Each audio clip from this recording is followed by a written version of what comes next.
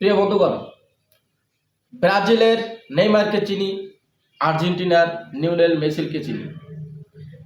এই দুইজন প্লেয়ার তাদের রাষ্ট্রকে পরিচিত করেছে সারা বিশ্বের কাছে।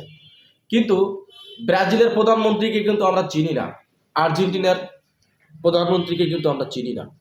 চিনি কিন্তু খেলোয়াড়দের কারণে। তারা ওই রাষ্ট্র তার খেলার ক্রীড়াঙ্গনকে এমনভাবে ডেভেলপ করেছে, তাদের প্লেয়ার তাদের রাষ্ট্রকে সারা বিশ্বের কাছে পরিচিত করতেছে।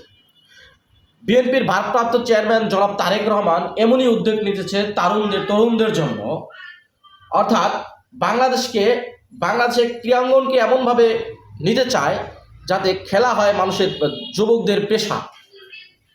এতে করে দেশ অনেক দূর এগিয়ে যাবে, অর্থনৈতিকভাবে অনেক ডেভেলপ হবে। তারই ধারাবাহিকতায় বিএনপি যদি পাশ করে, তাহলে প্রত্যেকটা জেলা এবং উপজেলায় ক্রীড়াঙ্গনকে ডেভেলপ করার জন্য